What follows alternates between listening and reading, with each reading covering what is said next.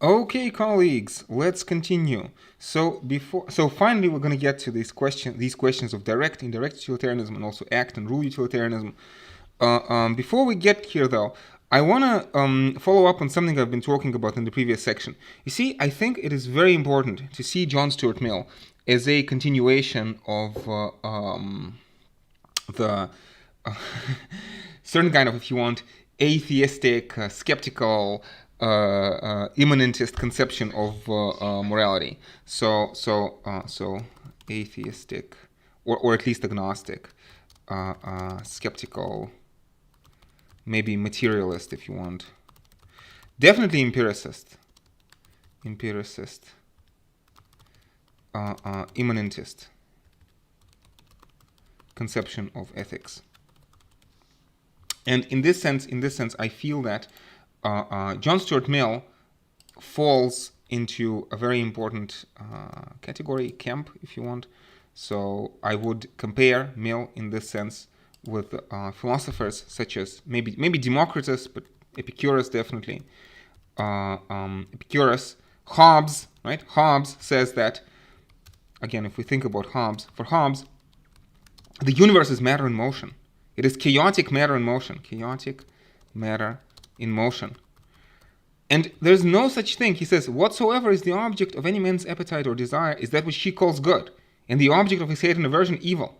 So what we like, we call good. So it's like an emotivist, if you want, theory of sensualist, sensitivist. There's supposed to be a word. Let's emotivist, maybe emotivism, or if you want, non-cognitivism. Cognitivism about morality, right? So we are talking about whatever people desire, they call good, and the objects of their aversion they call evil. But there is nothing simply and absolutely so. Nothing is intrinsically or objectively, if you want, good or evil. And I feel that our reading of Mill has to do justice to this. Mill explicitly sets himself up as an heir to this tradition, right? So Mill talks about Epicurus. Mill, in some sense, is a card-carrying Epicurean, right? He says that, how can we prove that pleasure is the good? Well, there is no proof. Nothing is good or bad in itself, but in the absence of any other proof, we shall assume that happiness is the good, because naturally, children and animals seek pleasure. There's a certain naturalness, if you want. This is a naturalism about morality. But if this naturalism about morality, it's not just natural but also subjectivism, right? So the criterion of goodness, of rightness or wrongness, of goodness, has to be immanent, has to be internal to the subject, has to be internal, subjective, immanent, right? Inside of your own head, right? And so I mentioned Epicurus and Hobbes as Millian predecessors, but I could also talk about Nietzsche and Marx, and very importantly Michel Foucault, with his considerations of Foucault, especially Foucault on the ancient ethics and on practices of the self, hermeneutics of the self. Again, this care of the self, ancient Greek care of the self, right? So there's this notion that again, how do you know that you are not being lied to? How do you know that you are not in the grips of an ideology, right? This is what, like, transcendent criterion will not work. So transcendent, I mean external. Transcendent or external criterion, this so-called objective criterion, that something is objectively good or evil, criterion is always suspect. You personally, subjectively, must be able to verify for yourself. And this is why we talk about these quote-unquote competent judges. Competent judges merely predict. They cannot postulate. They cannot stipulate or proclaim what is good. They merely predict the way you're gonna, subjectively verify what's gonna happen, right? So we talk about Nietzsche, Nietzsche, Marx, and Foucault. Maybe Darwin also, throw Darwin into the mix. But think of people like Stephen Lukes, right? And this idea of covert conflict. How people, Lukes, of course, is an important Marxist philosopher. Lukes is going to say people sometimes don't know what their interests are. But the idea is that, again, if you have, so Stephen Lukes as an example would be, let's say you have an oppressed working class, right? They are in groups of ideology. They do not know that they are being oppressed. They do not know that they are being oppressed. But the competent judges, like Stephen Lukes, they predict that once the oppression is over, if you give these people universal healthcare, universal education, social security, that kind of thing, voting rights, that they will feel better.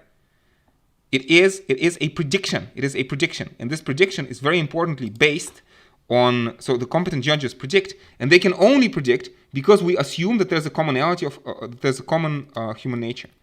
Because we assume approximately common human nature. And I think it's a reasonable assumption. I think it is a reasonable assumption. So all this talk about objectivism in Mill, maybe I have misunderstood. Again, this is always a possibility. Maybe I have misunderstood what the article was driving at, right? But this is basically this is my take. This is my take on all of this. Let me paste this into the previous section. Okay. With that out of the way. I mean no disrespect, okay? And who knows? Again, in the spirit of John Stuart Mill, maybe I'm wrong. So I encourage you to form your own opinion. But I wanted to make my ideas clear. But again, tentative hypothetical ideas. But this is the way I read all these philosophers. This is why Mill, Nietzsche, and Marx form like a trio in my head of philosophers who are working together, if you want. Anyway. Now let's go to work. Let's talk about act and rule utilitarianism. So we talked about the proportionality doctrine or the proportionality criterion. The idea that, again, actions are good in proportion in which they increase happiness. This is basically the greatest happiness or the greatest number principle, if you want. So Mill seems to endorse proportionality criterion. But how exactly Mill thinks duty is related to happiness, how is duty related to happiness, is not entirely clear. So the concept of duty, right? Duty. We're going to talk about duty now. To understand conceptions of duty, right? To understand the different strands and conceptions of utilitarianism, we need to distinguish between direct and indirect utilitarianism. So we already talked about this a little bit in the previous section when Bentham, remember, was saying how sometimes it's impractical to do a utilitarian calculation. Therefore, we fall back on some auxiliary rules. This would be a utilitarian case for indirect utilitarianism. Anyway, so direct utilitarianism is any object of moral assessment should be assessed by and in proportion to the value of its consequences. Indirect utilitarianism, any object will be assessed not by the value of its consequences, but by its conformity to something else, some norm or motive that has good or optimal acceptance value. So again, the idea is that direct utilitarianism may be self-defeating. Direct utilitarianism may be self-defeating. Because it's too costly or too difficult to perform a calculation, a utilitarian calculation, right? Or maybe the future is uncertain, or maybe there's uncertainty about the future, right? And so we fall back on some other norms or rules. So formulated direct and indirect utilitarianism are general theories that apply to any objects. But our focus here, right, actions. So act utilitarianism is direct utilitarianism. Act is direct. And most common indirect form of utilitarianism is rule utilitarianism. We see, right? I hope we're clear. So act utilitarianism is right insofar as its consequences right? And rule utilitarianism, an act is right insofar as it conforms to a rule whose acceptance value for the general happiness is at least as great as any alternative rule available to the agent. And again, the idea is that for any given case, it may be difficult to calculate. So instead, it's we fall back on a rule which is going to maximize utility in the long run. Rule that will maximize utility in the long run. In fact, that will outperform act utilitarianism. Will, very importantly, outperform. So be better than act utilitarian. So direct or act utilitarian calculation. So it's like if I drive down the street and I see a red light, the future is too unpredictable, the future is too uncertain for me to be able to calculate, should I stop at the red light or not stop at the red light? So I know that there's a rule that maximizes utility in the long run. And this rule is, you see a red light, stop. So the conception of act utilitarian is both maximizing because it identifies the right action, and scalar recognizes that rightness comes in degrees. Okay, maybe. The right act is an optimal act, but some suboptimal acts can be more right or less wrong than others. Similarly, the conception of rule utilitarianism assesses rules in both maximizing and scalar fashion. Is this important? Maybe not too important for our purposes. Sounds a bit too technical. Okay, so utilitarianism is a standard of conduct. We might expect utilitarian to apply utilitarian principles in her deliberation. Consider act utilitarianism. We might expect such utilitarian to be motivated by pure disinterested benevolence and deliberate by calculating expected utility. But it is a practical question how to reason or how to be motivated. And act utilitarianism implies this practical question, like all practical questions, correctly answered by what would maximize utility. Okay, utilitarian calculation is time-consuming, so this is important. Utilitarian calculation is often time-consuming and often unreliable, subject to bias and distortion. For such reasons, we may be better approximate the utilitarian standard if we don't always try to approximate it, but instead fall on a rule. Mill says that to suppose that one must always consciously employ utilitarian principles in making a decision is to make the very meaning of standard of morals and confound the rule of action with the motive of it. It is the business of ethics to tell us what our duties are or by what test we may know them, but no system of ethics requires that the sole motive of all we do shall be a feeling of duty.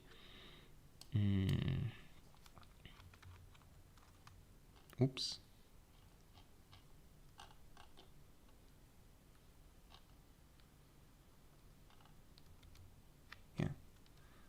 But no system of ethics requires that the sole motive of all we do shall be feeling of duty. On the contrary, 9/100 of all our actions are done from other motives, and rightly done if the rule of duty does not condemn them. So this is a quote to substantiate the rule utilitarian reading of Mill. Later utilitarians such as Sidgwick have made essentially the same point, insisting that utilitarianism provides standard of right action, not necessarily a decision procedure. Utilitarianism provides a standard of action, not necessarily a decision procedure. I hope this is clear. If utilitarianism is itself standard of right conduct, not decision procedure, then what sort of decision procedure should the utilitarian endorse? Right? As we see, Mill thinks that much moral reasoning should be governed by secondary precepts or principles about such things as fidelity, fair play, honesty, and make no direct reference to utility, but whose general observance does promote utility in the end. So we say, this was the right thing to do because it was fair, right? And this is my immediate reason for doing so, but actually, in the end, fairness promotes utility. These secondary principles should be set aside in favor of direct appeal to the utilitarian first principles in cases where adherence from the secondary precept would have obviously inferior consequences, or where such secondary principles conflict. So obviously, if you can perform a direct utility calculation, if it's obvious, right? Let's say if it's a question of saving a human life, question of life and death, then maybe you can make an exception and run a red light in a clear and obvious circumstance. You know, when, as Mill says, when a recognized social necessity requires it, right? Okay, so then the question is Mill an act utilitarian or a rule utilitarian of some or some other kind? So especially sanction utilitarian. Okay. So act utilitarianism. Several of Mill's characterizations endorse the direct utilitarian claim.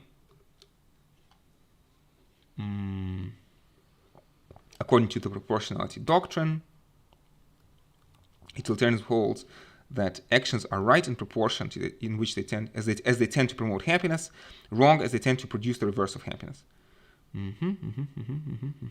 Standard of right conduct, even in chapter 5, which will eventually introduce some indirect elements, begins with Mill asserting that utilitarianism is the doctrine that utility or happiness is the criterion of right and wrong. So prima facie, at first glance, Mill appears an act utilitarian.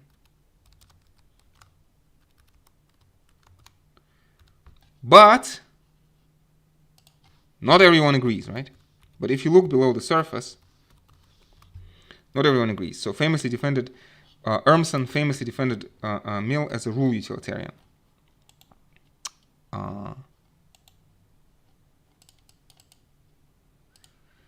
Yes. So Mill relies on various rules, secondary principles, in moral reasoning. We would examine the rationale shortly. But Urmson also appeals to the proportionality doctrine as requiring actually a rule utilitarian interpretation of Mill. Because of the word tendency, right? Actions are right in proportion as they tend, and this would be the rule utilitarian reading. Because we cannot know specifically in any particular action, or it's hard to say, but in general you have tendencies. So again, we use the word tend. Urmson claims that we can make sense of an action's tendency to produce good or bad consequences only as a claim about what is true of a class or type of actions. So token actions or specific actions produce specifiable consequences. Only types of actions have tendencies. On Urmson's interpretation, Mill is really saying that an action is right if it's a token of a type that leads to have good or optimal consequences. So interpreter, proportionality doctrine would espouse a form of utilitarianism. Again, I would tend to agree with this reading because I feel that in any particular circumstance, it's difficult to say exactly what the consequence is going to be. So, and in general, following rules makes society more predictable. It's easier, and therefore it maximizes utility because it like regularizes social interactions.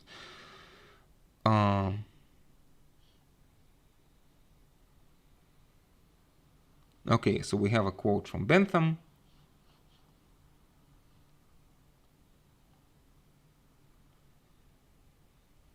Okay, so maybe there's ground to disagree with Urmson, but let's. So again, and this is grounds for act utilitarian reading. Let's continue. Secondary principle. Urmson also defends the rule utilitarian interpretation about the importance of secondary principles. So not just appealing directly to utilitarian considerations, but some other principles, such as fidelity, veracity, fair play, etc. So two conditions must satisfy these principles must satisfy two conditions. First, following the principles generally but imperfectly leads to optimal results.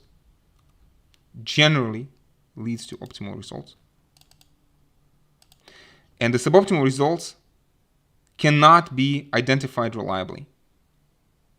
The suboptimal results cannot be identified reliably and efficiently in advance. If these two conditions are met, Mill believes agents should, for the most part, follow these these principles automatically and without recourse to the utilitarian first principle. Without. However, they should periodically step back and review as best they can whether these principles continue to satisfy conditions 1 and 2. Right? And they should set aside those secondary principles and make direct appeal to the principle of utility in unusual cases where it is especially clear that the effects of adhering to the principles would be substantially suboptimal in cases in which secondary principles, each of which has a utilitarian justification, conflict. Regulating one's behavior in this way by secondary principles, Mill believes, is what will best promote happiness, as he explains in the System of Logic. And here we have a quote from Mill. I do not mean to assert that the promotion of happiness should be in itself the end of all actions, or even the rule of all actions. It is the justification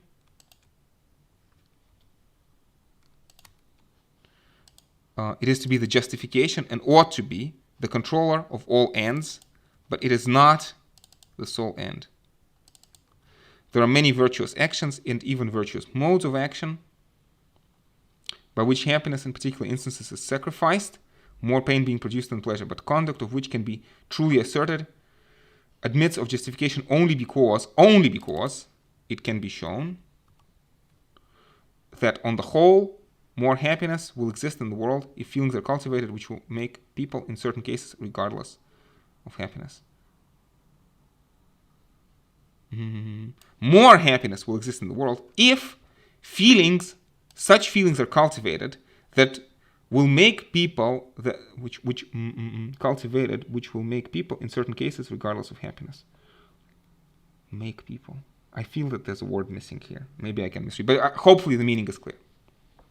Anyway, so basically, again, Mill is saying that sometimes cultivating adherence to secondary standards, like, always stop on the red light without even thinking about it, right? That even though you're not appealing to direct utility calculation, this will maximize utility in the long run. Anyway. Mill's utilitarian justification is intended as a contrast with intuitionism. Mill thinks that intuitionists wrongly treat familiar moral precepts as ultimate moral factors whose justification is supposed to be self-evident. By contrast, Mill's secondary principle recognizes their importance in moral reasoning, but insists that they are neither innate nor fallible.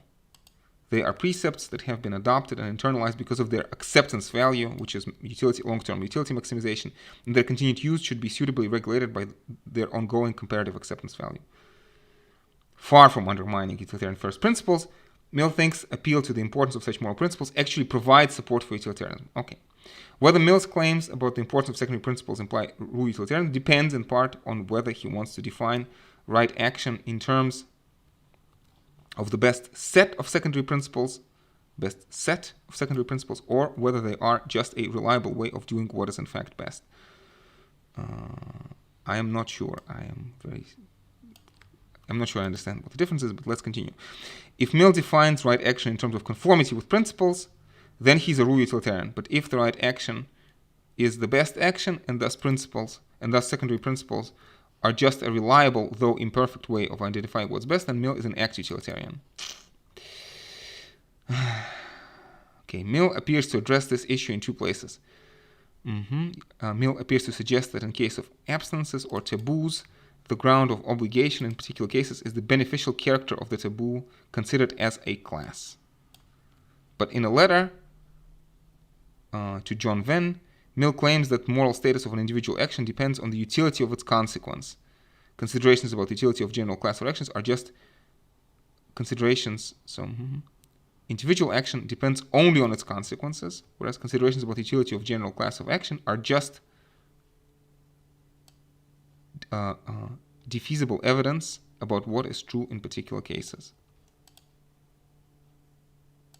So this would be the act utilitarian. reading, I guess. Unfortunately, natural reading of these two passages point in opposite directions on the issue, and each passage admits of alternative readings. Without clear support for the rule utilitarian reading of secondary principles, it seems that Mill's main claim about secondary principles are not inconsistent with act utilitarianism. So maybe Mill is an act utilitarian. Moreover, it is clear that Mill thinks we need to depart from otherwise justified secondary principles in an important range of cases. Though Mill does not treat secondary principles as mere rules of thumb in utilitarian calculations, he does not think that they should be followed uncritically or independently of their consequences. He thinks that they should be set in favor of direct appeal to the principle of utility when following them would be clearly suboptimal when there's a conflict. So again, these words, clearly or conflict. Verdict. Honestly, I am not sure, okay? I always used to read Mill as a rule utilitarian, but now seeing the exact wording of the article, I'm not entirely sure anymore. I tentatively prefer rule utilitarian reading. But tentatively, with a question mark. But honestly, maybe I don't know enough about the distinction to have an intelligent opinion. Anyway, let's continue. Sanction utilitarianism. So far, Mill's various claims about duty are largely consistent with direct utilitarianism and hence act utilitarianism. However, Chapter 5 of Utilitarianism introduces claims about duty, justice, and rights that are hard to square with either. Okay, so we have a quote again. For the truth is that the idea of penal sanction, which is the essence of law, so penal sanction, which is the essence of law, enters not only into the conception of justice, but into that of any kind of wrong. We do not call anything wrong. So this is very important. This is a very important phrase. We do not call anything wrong unless we mean to imply that a person ought to be punished for it in some way or other, for doing it. If not by law, then by the public opinion of his fellow creatures. If not by opinion, then by the reproaches of his own conscience. And I want to say that these additions are also super important. Because, yeah, things ought to be punished if they violate utilitarian considerations, but sometimes not by law, because this is too invasive, but by public opinion. Sometimes even public opinion is too invasive, so people should be punished by the voice of their own conscience. I feel this is a very, very important part of Mill. And Mill concludes, says, this seems to be a real turning point of distinction between morality and simple expediency. So morality is different from simple expediency in that considerations of morality imply considerations of punishability. So we talk about, again, we talked about proportionality criterion, now we talk about punishability criterion.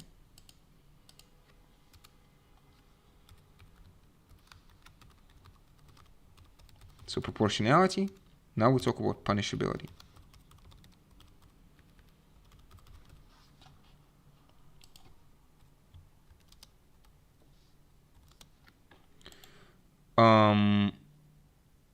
Yes, here Mill defines wrongness and by implication duty, not directly in terms of the nature of the action or its consequences, but indirectly in terms of appropriate responses to it.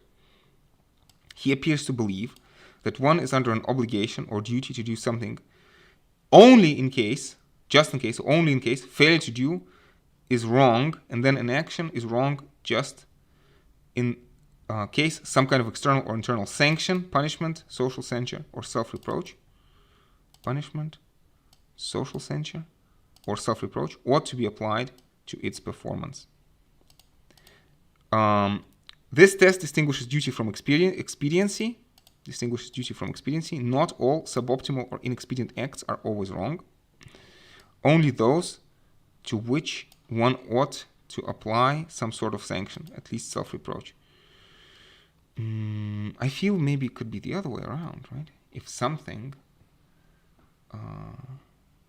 systematically leads to a decrease in utility, shouldn't this be punished? Shouldn't this be reproached? I don't know. We need to think about this more carefully. Anyway, justice is a proper part of duty. Justice involves duties that are perfect duties, duties that are correlated with rights.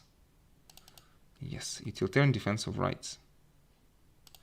An act is just if and only if it's not unjust, and it is unjust in case it is wrong and violates someone's rights. Okay. Someone has a right just in case she has a claim on society that ought to be protected by the force of law or public opinion. Okay. Note that these relationships among duty, justice, and rights do not yet introduce any utilitarian elements. But Mill does think that whether sanctions ought to be applied to an action, and hence whether it is wrong, and whether society ought to enforce individual's claim, and hence whether she has a right, both depend upon the utility or expediency of doing so. He does not say precisely what standard of expediency he has in mind. He does not say, unfortunately, precisely. In particular, he does not say whether the relevant test for whether something is wrong requires that sanctions be optimal or merely beneficial. Requires that sanctions be optimal or merely beneficial. Well, I would imagine that Mill requires that they would be optimal, but let's continue. To fix ideas, let us assume that an action is wrong if and only if it is optimal to sanction it. Let us assume that an action is wrong if and only if it is optimal to sanction it. This kind of makes sense to me. But let's continue. Because this account of duty defines the rightness and wrongness of an act, not in terms of its utility, but in terms of utility applying sanctions to its conduct, it is an indirect form of utilitarianism. Oops.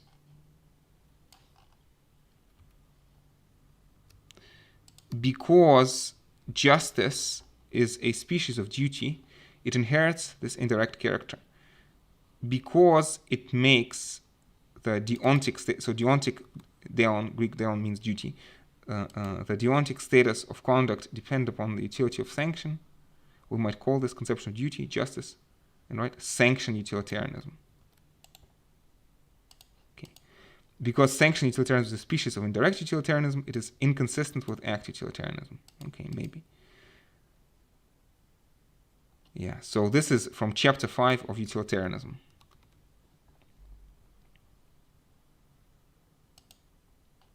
Potentially a fundamental tension in Mill's thought about duty. Okay.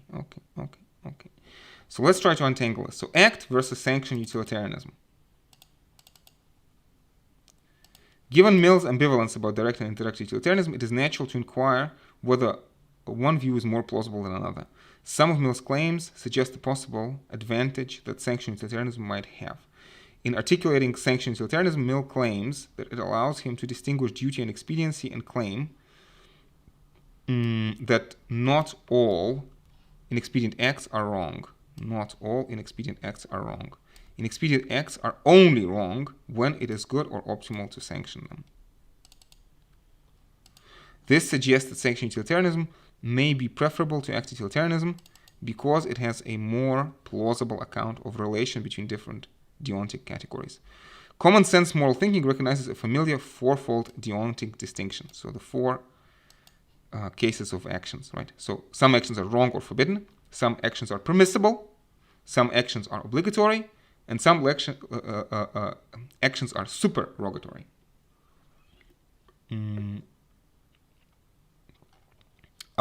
act utilitarian seems to be unable to account to this fourfold distinction, the act utilitarian. It implies that I do wrong every time I fail to perform the optimal act, even when these suboptimal acts are very good. So we're losing an important distinction. So even if I do something good, still, act utilitarian would say, kind of, well, but act utilitarian, of course, can rank. We talked about the scalar stuff, right? No? So you can still rank goodness or badness of an action by its proximity to the ideal, whatever. Okay, because act utilitarian makes optimal obligatory and the suboptimal wrong, it appears to expand the domain of the forbidden, collapse the distinction between the permissible and the obligatory, and make no room for the supererogatory. If the optimal is already one's duty, there appears to be no room for the supererogatory. By contrast, sanction utilitarianism does not appear to have these problems. It offers a distinct account of each category. Okay. So wrong or forbidden acts are the ones whose performance it is optimal to blame or to sanction. Permissible acts are those whose performance is not optimal to sanction. Obligatory acts are those whose omission is optimal to blame, and supererogatory acts are permissible acts that are especially expedient. Okay. In this way, sanction utilitarianism appears to respect this common deontic categorization, and in particular to make room for the supererogatory.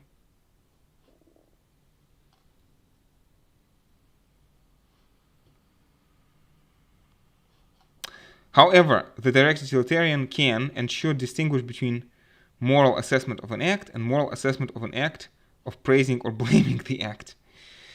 Okay, so we have moral assessment of an act, and then we have the moral assessment of an act of praising or blaming the act. Each act should be assessed the direct utilitarian claims by utility of doing so. But then it's possible for there to be wrongdoing, a suboptimal act, that is blameless or even praiseworthy. Well, maybe. But then the direct utilitarian can appeal to the same distinctions among praiseworthiness and blameworthiness that the sanction utilitarians appeal to, while denying her own deontic distinctions, track blame and praise. So, for instance, there can be acts that are wrong because suboptimal, that it would nonetheless be wrong to blame because this would be suboptimal, because blaming would be suboptimal. If so, it is unclear that sanction utilitarianism enjoys any real advantage here over act utilitarianism.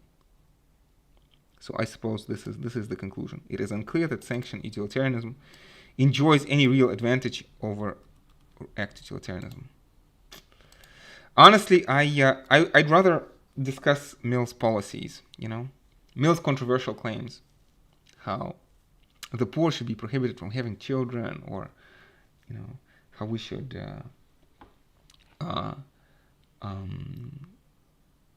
encourage people, lay people's participation in politics. This is kind of a little bit nitpicky. I am not digging this discussion, unfortunately, I have to tell you. I find this a bit too pedantic and kind of pointless. But I apologize. Let's Mill talks about experiments in living, and this is we are experimenting here. I'm not liking the result of this experiment so far. Anyway, moreover, sanction utilitarianism appears to have disadvantages that act utilitarianism does not. One such problem derives from its hybrid structure. Sanction utilitarianism is impurely indirect, for while it provides an indirect utilitarian theory of duty, the account it provides of when sanctions should be applied to conduct is direct. It depends upon the consequences of applying sanctions. Sanction utilitarianism provides an indirect utilitarian account of the conditions under which any action is right or wrong. This general criterion is that any action is wrong to which one ought to attach sanctions. But imposing sanctions is a kind of action, and we can ask whether the imposition of particular sanction would be right or wrong. The general criterion implies that we should answer this question about the rightness of applying sanction in sanction utilitarian terms, namely asking whether it would be right or wrong to sanction the failure to apply sanctions. I apologize, but I honestly start to get a headache from this. This introduces a second order sanction whose rightness we can now ask about. I feel that we are moving towards an infinite regress of sanctions. We seem to be off into an infinite regress of sanctions. Exactly. Sanction utilitarianism avoids the regress because it provides a direct utilitarian answer to the question when to apply first order sanctions.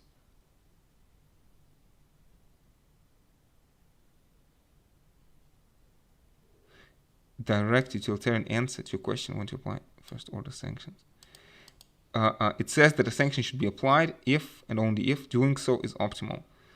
Though this avoids a regress, it appears to render sanction utilitarianism internally inconsistent. Any act is right if and only if, and because it is optimal to apply sanctions, and applying sanctions is right if and only if, because doing so is optimal. So the indirect claim and the direct claim. and 2 is therefore inconsistent with 1. Okay. The different strands in Mill's utilitarian conception of duty require disentangling. In his central exposition of the utilitarian standard in Chapter 2, Mill commits himself to act utilitarianism in multiple passages. In that same chapter, he focuses on the philosophic tendencies of actions and assigns a significant role to rules within moral reasoning, both of which have been taken to commit him to a rule utilitarian doctrine. Yeah, you know what? Honestly, I feel that we could avoid all of this if we just went along with rule utilitarianism. I'm not sure, but this is my intuition. However, these claims are reconcilable with direct utilitarianism and so provide no good reason to depart from a traditional act utilitarian reading. But in Chapter 5, Mill does introduce indirect utilitarian ideas. It is hard to reconcile these direct and indirect elements and conceptions of duty. Again, my reading of Mill was always as of a rule utilitarian reading. So let's see. We're gonna look at the chapter by Paul Kelly in David Boucher and Paul Kelly's Political Thinkers. I feel that Paul Kelly makes a case. If I recall correctly, Paul Kelly makes a case for reading Mill as a utilitarian. Let's look in the text, and we shall be able to double check it. Okay.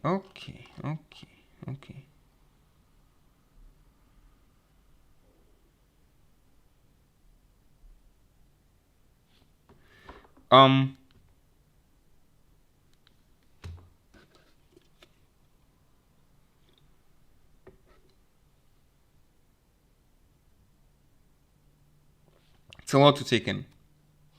I suppose let's take a break. Okay, colleagues. I'll see you around.